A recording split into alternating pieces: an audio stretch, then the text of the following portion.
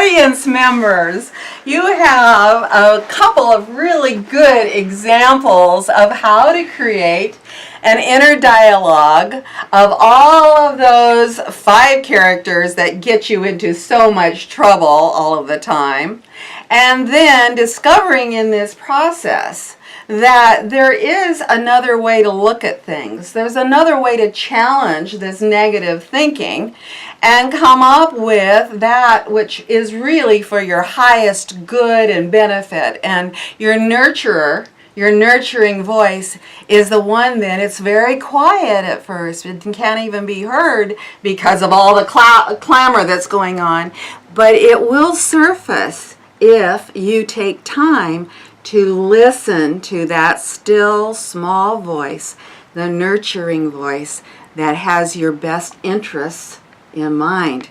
And sometimes, most of the time, when you're most afraid, that's not going to happen unless you consciously start a mindfulness practice.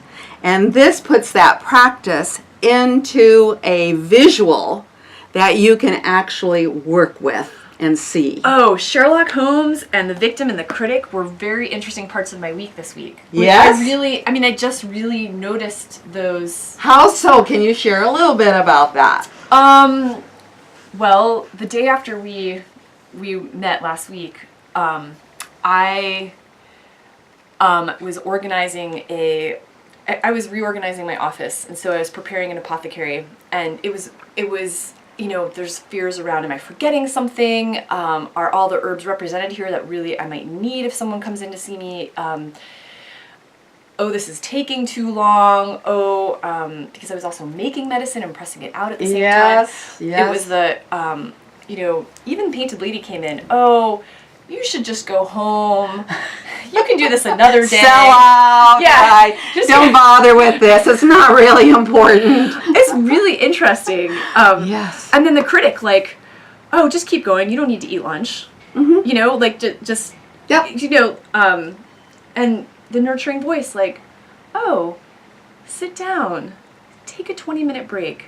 You'll be ready to go, and you'll feel really good about it if you just do these 5 other things that you said that you wanted to get done today. You don't have to go above and beyond. Just like the critical. Setting healthy limits. Yeah. Yeah, realistic expectations, they call that in teaching. Yeah, it's really it's amazing, isn't it? Yes. It really is, especially when you can graphically see the process at work.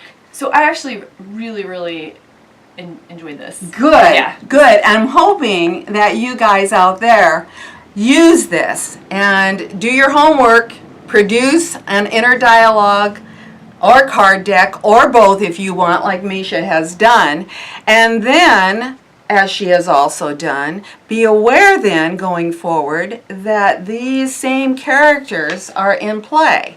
Now, as your life changes, the characters will change too, or you may have different names and so forth for them. And that's fine, But it's just more important that you keep this practice alive and well. So I want to segue now into what's happened to me concerning inner dialogue this last week.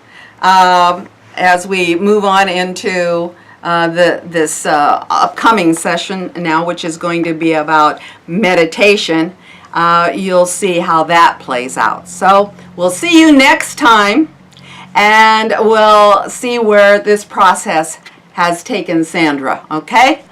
Until then, bye for now.